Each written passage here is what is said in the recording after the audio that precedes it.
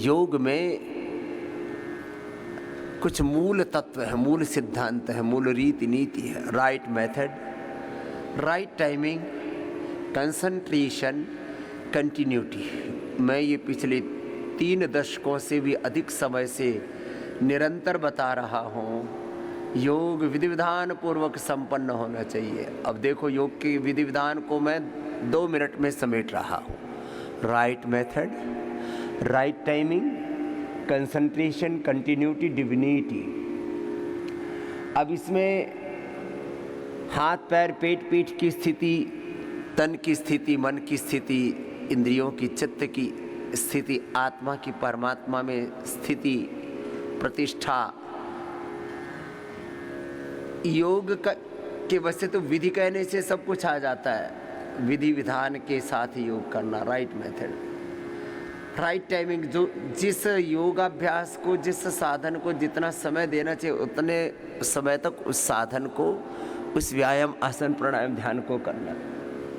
Right method, right timing, concentration, continuity, divinity. अब इस divinity को परिभाषित करने के लिए मैं कई शब्दों का प्रयोग करता हूँ। योग को यजन पूर्वक करो, भजन पूर्वक करो, तप स्वाध्याय ईश्वर प्रधान पूर्वक करो। ये मैं नहीं कह रहा हूँ, शास्त्र का विधान है।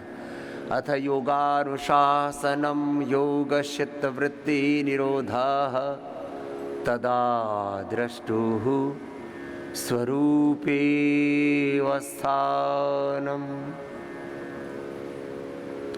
अपने स्वरूप में, अपनी निजता में प्रतिष्ठित रह करके योग करना। अथ योगानुशासनम योगश्चित्तवृत्ति निरोधः तदा द्रष्टुः स्वरूपे अवस्थानम। अपने स्वरूप में प्रतिष्ठित रहना, वृत्ति सारूपम इतरत्र नहीं होना। जो विचार, जो विकार उठा उसी में बह गए। काम उठा कामी, क्रोध उठा क्रोधी, लोभ उठा लोभी, मोह उठा मोही, अहंकार उठा तो अहंकार में खो गए, बह गए मद मत्सर में। अविद्या, स्मिता, राग, द्वेष, अभिनिवेश, क्लेशों में, काम, क्रोध, लोभ, मोह, मद मत्सर आदि विकारों में। दंभो दर्पोऽभिमानश्च क्रोधः पारुष्यमेव च अज्ञानं चाभिजातस्य पार्थ संपदमासुरीम्। आसुरी संपद में नहीं जीना।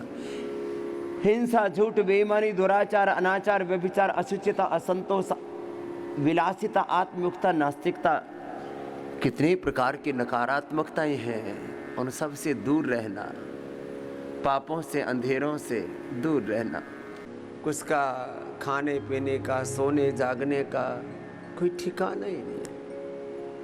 90 से 99% लोग जिंदगी को बेहोशी के साथ जी रहे हैं। देखा देखी सब कार्यक्रम चल रहा है। अब देखो, किसी किसी को थोड़ी बात बुरी लग सकती है, लेकिन थोड़ा जीवन के संदर्भ में विचार तो करना ही चाहिए। 99% लोग हम देखा देखी काम कर रहे हैं। दूसरों ने शादी कर ली, हमने ब्याह कर लिया, बच्चे पैदा कर लिए, व्यापार कर लिया, घर बना लिया, गाड़ी खरीद ली। लेकिन what is the ultimate truth of life? What is the ultimate truth of relationship? संबंधों का अंतिम तत्व क्या है? देखो, 5-7 बातें कह रहा हूं, ये आत्म मूल्यांकन का भी, आत्म विश्लेषण का, अपने आप को देखने का भी एक तरीका है कि तुम चेतना के किस धरातल पर, आत्मनिरीक्षण, आत्म परीक्षण का एक तौर तरीका है। संबंध उसको कहते हैं कि तुम्हारी एक बार भी खटपट ना हो। लेकिन यहाँ तो पति पत्नी में, माता पिता में, गुरु चेलों में रोज ही खटपट रहती है। और किसी की तो सुबह से शाम तक बात बात में अनबन सी रहती है। इसको संबंध नहीं कहते, इसको शायद एग्रीमेंट कहते हैं। एग्रीमेंट कर लिया, कोई शायद कोई सर्टिफिकेट मिल गया है। वैसे तो आजकल सर्टिफिकेट लेते नहीं, लेकिन विवाह कोई अनुबंध नहीं है।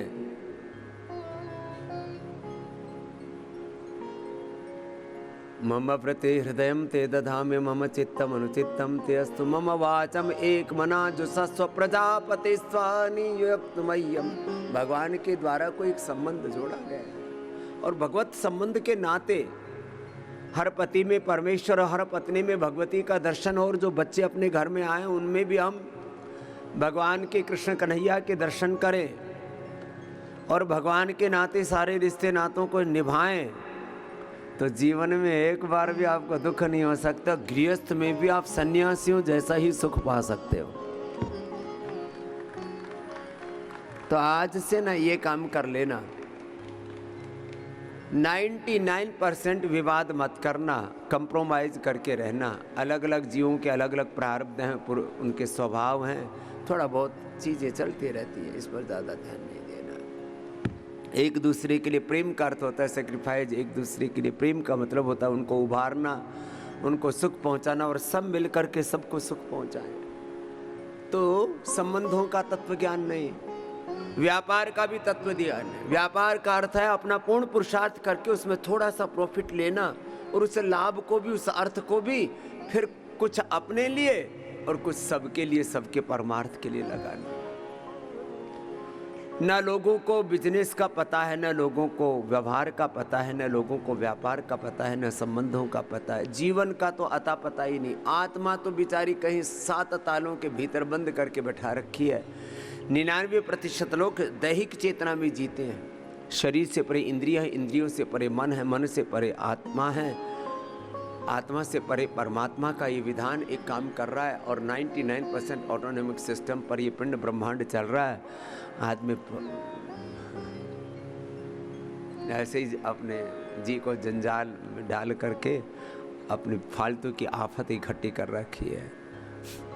चलो समझ में आ जाए तो ठीक है, नहीं तो धक्कम पेल तो चल ही रही है जीवन में, खींचा तान चल रही है।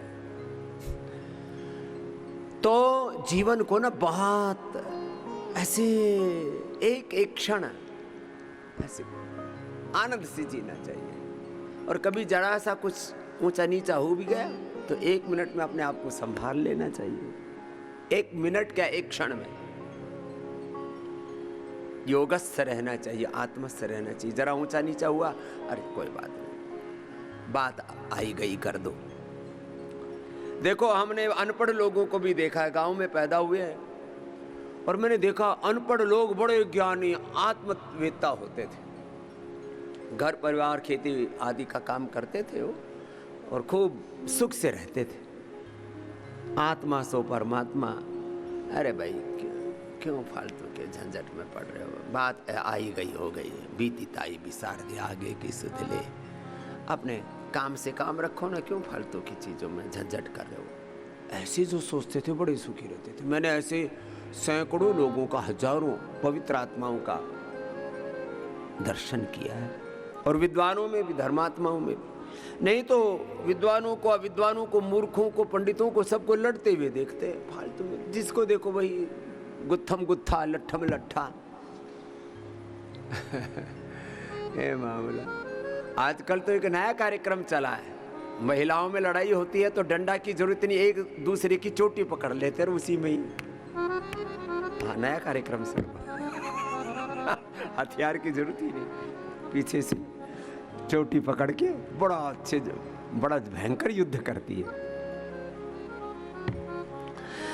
चलो कपाल भाती करो, ऐसी बातें सुनने में अच्छा लगता है, लेकिन वो तो गड़बड़ ही रहा है। पूर्ण संतोष हो जीवन में, पूर्ण सुख हो, पूर्ण शांति, और जरा सा कुछ ऊंचा नीचा हो तो तुरंत अपने आप को संभाल लें। पति में पूर्ण संतुष्टि, पत्नी में पूर्ण संतुष्टि, बच्चों में पूर्ण संतुष्टि, स्वयं में पूर्ण संतुष्टि। जैसे मुझे बाल मिले हैं, जैसे मुझे चेहरा मोहरा मिला है, जैसे मुझे जीवन मिला है, प्रभु का लाख लाख शुक्रिया है। प्रभु तुम बहुत अनुग्रह कीनो। कल पूज्यपाद गोस्वामी तुलसीदास जी ने, महाराज जी ने गाया है, हरि तुम बहुत अनुग्रह कीनो। भगवान का कितना बड़ा अनुग्रह है। हम तो भाई ऐसे ही इस टूटे फूटे जीवन को ऐसे ही संवार करके आगे बढ़ रहे। बचपन में पैरालिसिस हो गया था, दोनों पैरों में फोड़े हो गए थे, चला जाता था। इतना पेट इतना मोटा था। आज हमारे पेट की पूरी दुनिया दीवानी है। एक बार गांव में ऐसे भी वक्त था जब हमको सब पेटल पेटल कहा करते थे। अब तो कहते बाबा जी आपका पेट तो बड़ा अच्छा है, हमारा भी ऐसे ही था।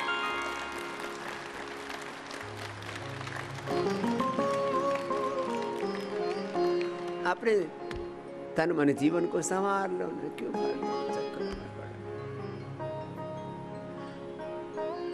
जीने के लिए जिंदगी में what is the minimum requirement of our life? जीने के लिए 2 कपड़े, 2 गज जमीन और 2 वक्त की रोटी सबको मिल जाती है। इसके अतिरिक्त तो जो है वो सेवा के लिए है। तो जितना उसमें सुख रहो और ज्यादा मिल जाए तो सेवा करो, क्या दिक्कत है? इसलिए हमने क्या गाया? तन में गरीबी मन में फकीरी, दिल में दया राख जोए, संतरी संगत में बैठ मारी सुरता, साच कमाही जो है, हेली मारी निरभरई जो है, गुरु चरणा में शीश नवाई के, गुरु वचना में रही जो है। कहत कबीर सुनो रे भाई साधो, शीतल रही जो है, हेली मारी निरभरई जो। जब देखो तब आदमी में उबाल सा आया हुआ है, और आदमी दूसरों की औकात हैसियत बताने में लगा। तुझे पता है मैं कौन हूं? क्या किससे बोले? तो चलो कपाल भाती लंबा कर लो। तो आज कुछ तो बरसात में उठ के ही नहीं आए। Thank you. निरामयम में मैंने सुना है वीआईपी लोग आते हैं, आज वो तो सब उठकर के आ गए। आप अपने लिए अपना अभिनंदन करो। बड़े होने का मतलब है पूरी सजग होना, जागरूक होना। भगवान ने हमको बड़ा बना दिया तो हम तो 3 ही बजे उठ जाते हैं और शाम तक अपने काम में लगे रहते हैं। लोग कहते हैं बाबा जी आप पर तो करोड़ों लोगों की निगाहें टिकी हुई है, इसलिए आप तो एक बार भी, एक क्षण के लिए भी कुछ असावधानी मत करना। मुझे तो सब शिक्षा देते हैं, अरे तू अपने आप को तो देख लेना। बाबा जी 0% कंप्रोमाइज होना चाहिए लाइफ में। Yes boss, everything is okay, but what you are doing?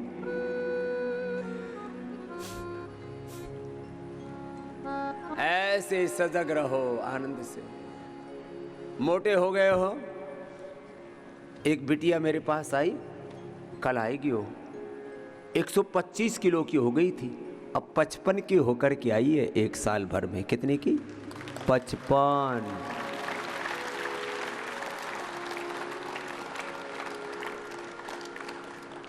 मुंह पे थोड़ा सा, ये जुबान पे, ये जुबान बड़ी दोगली है। एक तो लपर लपर करती है और बक बक भी करती है।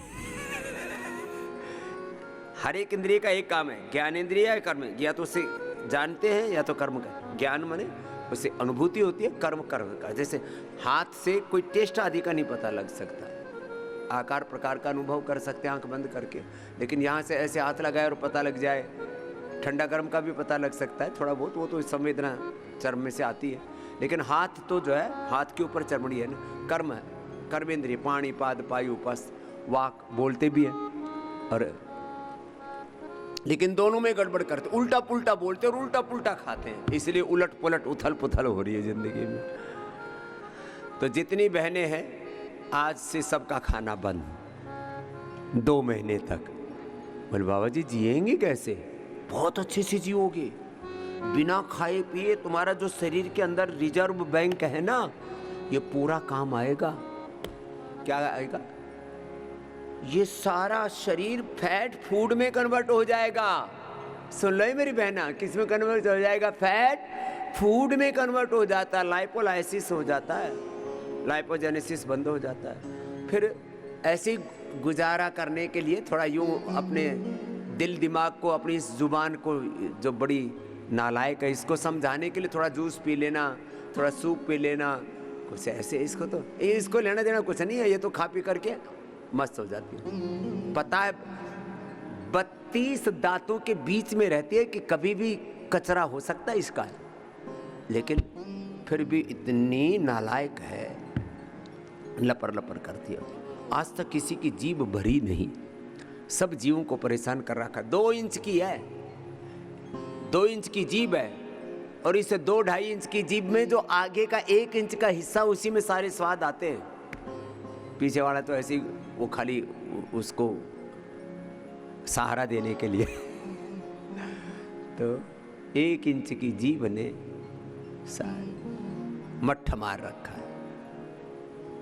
जब आता है ना तो थोड़ा सा और सही, थोड़ा सा और सही, अब बढ़ ही गया है 2-4 किलो तो और 2-4 किलो सही। मैंने किसी से पूछा तुम्हारा 2-4-5 किलो बढ़ा, तुम्हें दिखा नहीं? बोले दिखा तो से, हमने सोचा तो अब हो ही गया तो चलने दो, अब हो ही गया काम।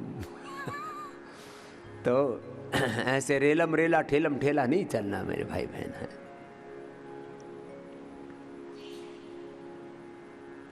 अच्छा, मेरा तो वजन बढ़ा ही नहीं कभी, फिर भी मैंने 40 दिन का उपवास किया। कितने दिन का उपवास किया ही बहनों?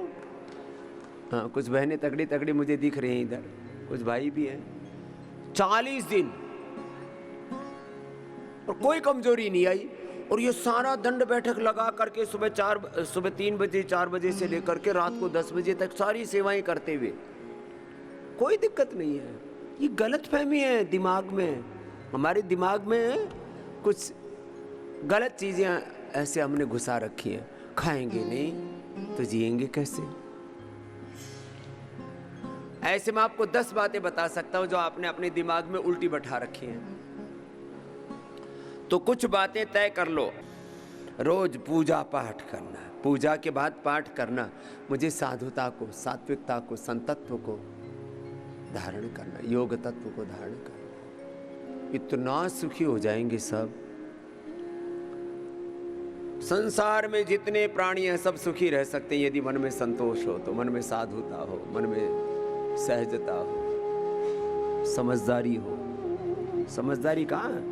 हर समय बेवकूफ़ी करते रहते हैं और दूसरों को बेवकूफ़ मानते रहते हैं, ये और उल्टा काम, खुद बेवकूफ़। तो 2 बातें बताई थी। इमोशनल डेफिशिएंसी, बहुत प्रकार की इमोशनल डेफिशिएंसीज है, और फिजिकल डेफिशिएंसीज में vitamin D, B12, calcium, iron, omega, ये भी हमने पूर्ति कर दी है। Nutrela daily active, Nutrela vitamin D, B12, calcium, iron, omega, collagen प्राश, कोलेजन पाउडर। फिर अलग अलग प्रकार की डेफिशिएंसीज के लिए आप योग करना और थोड़ा ब्लड टेस्ट आदि करवा लेना, उससे डेफिशिएंसीज का पता लग जाता है। कोई भी फिजिकल और कोई भी इमोशनल डेफिशिएंसी नहीं रहना। पूर्ण स्वास्थ्य, पूर्ण सुख और पूर्ण शांति, 2 चीज़ें चाहिए। स्वास्थ्य भी चाहिए और शांति भी चाहिए। Health and piece. वेल्थ तो मिलेगी ही जब आप अच्छे से काम करोगे।